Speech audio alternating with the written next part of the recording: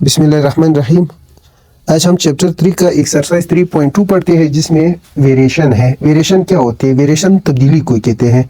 मतलब इस तरह की क्वांटिटीज़ जो कि फिक्स नहीं होती है, तब्दील होती रहती है। मसलन टेम्परेचर है, इसके साथ अगर हम टाइम को रिलेटेड करें तो टेम्परेचर तब्दील होता है। अगर टाइम तब्दील होता है तो इसके साथ टेम्परेचर भी तब्दील होता है।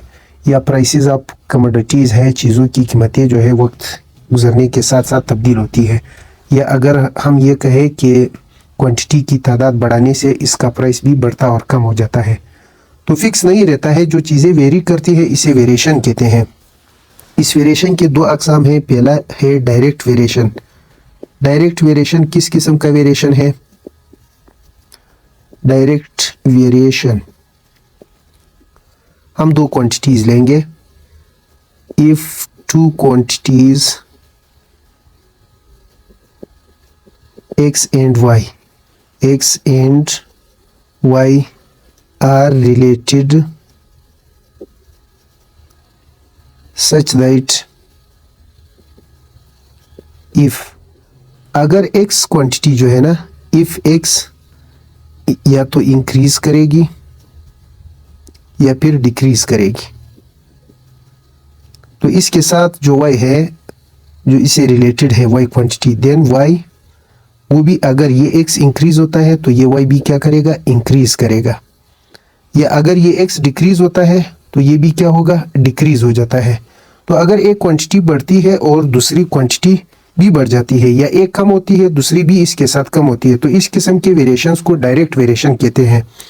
इसको हम यूँ लिखते हैं, इफ़ x इज़ डायरेक्टली, यानी डायरेक्ट वेरिएशन है इनके दरमियान, डायरेक्टली एज y, तो इसे हम यूँ लिखते हैं mathematically, x varies directly as a y, यानी दोनों को एक दूसरे के आमने सामने लिखते हैं। फिर अगर इस प्रोपोर्शनलिटी के साइन को हमने ख़त्म करना है तो हमेशा हम यहाँ पर एक कांस्टेंट k लगाते हैं।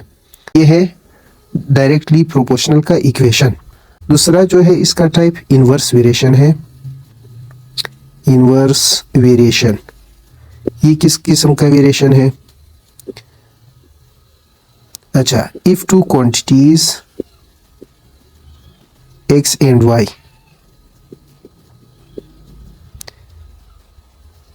are related such that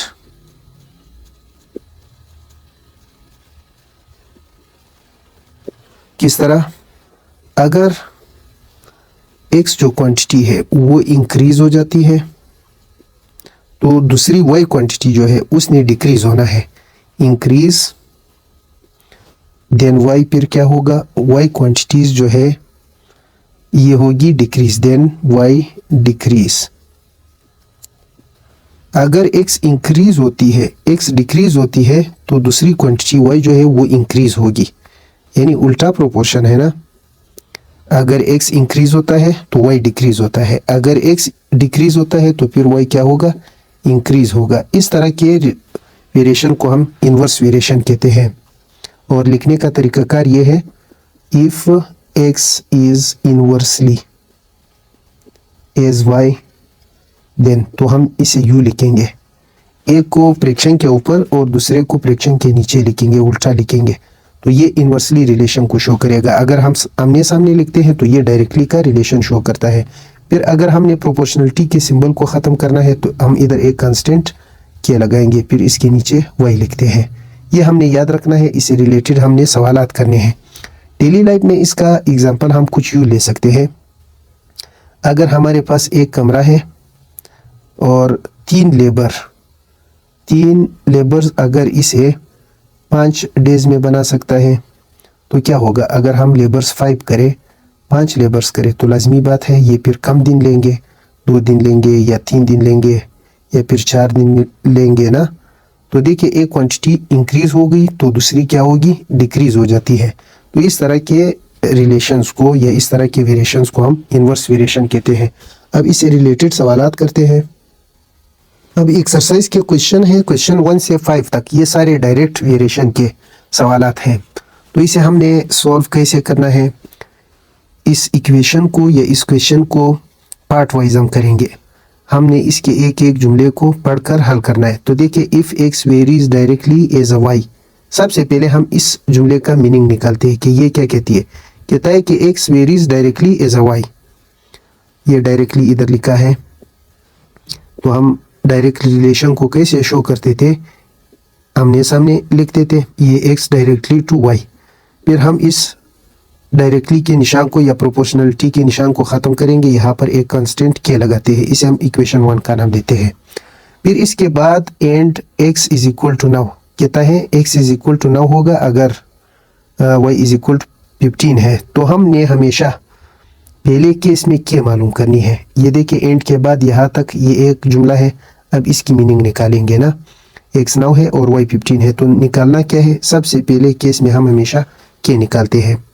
तो केस 1 है, केस 1 में हमें x 9 दिया है और y जो है वो 15 दिया है। तो मालूम क्या नहीं है, इक्वेशन 1 को देखते हुए क्या मालूम नहीं है।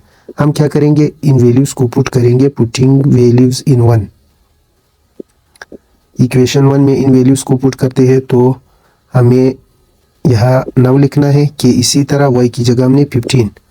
तो यहाँ हमें k की वैल्यू जो है 9/15 या फिर k इज इक्वल टू 3/5, ये k की वैल्यू है।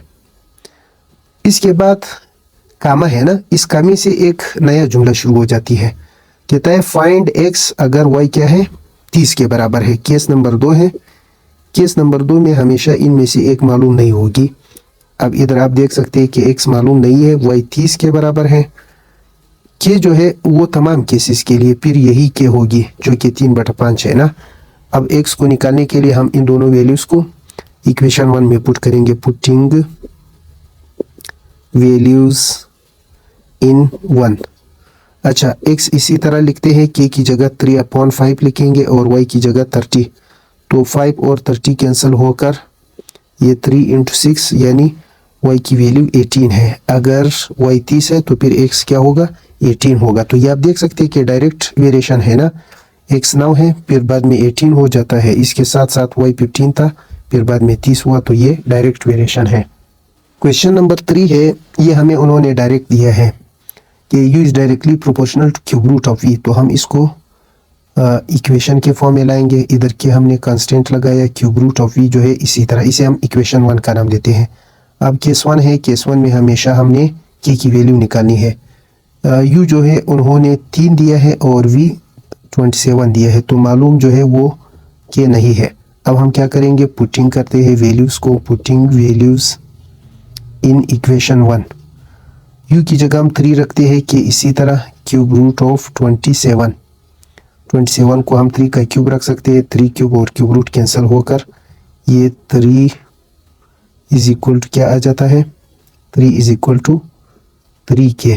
अब 3 को लाकर इधर डिवाइड करते हैं तो k की वैल्यू जो है 3/3 यानी k इज इक्वल टू 1। अब ये k की वैल्यू तमाम केस में यूज़ होगी, यही 1 होगी। अब केस नंबर 2 है।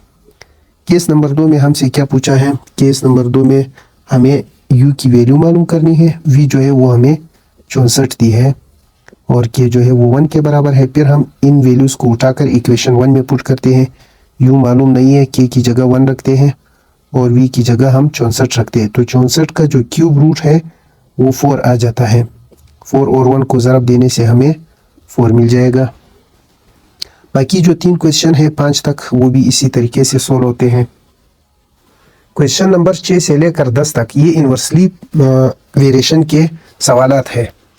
तो हमने 7वां सवाल उठाया, कहता है y varies inversely as a y। तो सबसे पहले इस जुमले को ऑपरेट करते हैं, z जो है वो वेरी करता है इन्वर्सली एज अ y। तो इन्वर्सली को हम हमेशा ये उल्टा लिखेंगे ना, जो दो क्वांटिटीज एक दूसरे की इन्वर्सली है ना, ये हम y-3 लिखते हैं।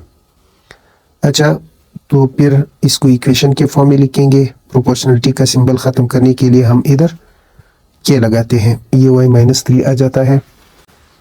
इसे हम इक्वेशन नंबर 1 का नाम देते हैं। अब केस नंबर 1 है। केस 1 में हमें ये दिया है कि अगर z की वैल्यू क्या है 5 और y की वैल्यू 7 है तो क्या हमने मालूम करनी है। अब इन वैल्यूज़ को हम उठाकर पुट करते हैं, पुटिंग इन 1। 1 में पुट करेंगे तो ये z की जगह 5, के ना मालूम है इसी तरह लिखते हैं, y जो है 7 के बराबर -3, तो ये आ जाता है 5 के, इसी तरह ये 4 आ जाता है, 4 को उठाकर इधर मल्टीप्लाई करते हैं तो k की वैल्यू हमें 20 मिल जाएगी। ये तमाम केसेस के लिए सेम है। अब केस नंबर 2 में फिर क्या है, केस नंबर 2 इसका में से शुरू हो जाता है। z मालूम करना है अगर y 8 के बराबर है, z मालूम नहीं है, y 8 के बराबर है और इसके साथ साथ k जो है वो 20 के बराबर, तो z को इसी तरह लिखते हैं। इक्वेशन 1 में k की जगह 20 रखते हैं, यहाँ पर y की जगह 8 -3, तो ये 20 और ये 5 आ जाता है। z की वैल्यू हमें मिल जाती है 5, बल्कि 4 मिलेगी, ये z की वैल्यू है। एक्सरसाइज का क्वेश्चन नंबर 9 है, कहता है कि जो प्रेशर है वो वॉल्यूम का इन्वर्सली प्रोपोर्शनल है, तो P वेरीज इन्वर्सली, इन्वर्सली को हम हमेशा एक क्वांटिटी बटे में लिखते हैं, तो ये हमने लिखा। फिर हम क्या करेंगे, प्रोपोर्शनलिटी का सिंबल ख़त्म करने के लिए कांस्टेंट के लगाते हैं, इसे इक्वेशन 1 का नाम देते हैं। अब इनमें उन्होंने 2 चीज़ें पूछी हैं। सबसे पहले केस में हमेशा हम k की वैल्यू मालूम करते हैं। यहाँ पर उन्होंने P 150 न्यूटन पर मीटर स्क्वायर दिया है और वॉल्यूम जो है वो 3 मीटर क्यूब दिया है, तो k मालूम नहीं है। Putting the value in equation 1, P की जगह 150 लगाते हैं, k मालूम नहीं है, V की जगह 3। अब ये 3 आकर इधर ज़रब होगा तो ये 450 is equal to k, constant की वैल्यू 450 आ गई। अब पार्ट नंबर 1 में हमसे पूछा है कि आप P मालूम करें अगर V की वैल्यू जो है वो 5 है, V 5 मीटर क्यूब है, सेंटीमीटर क्यूब।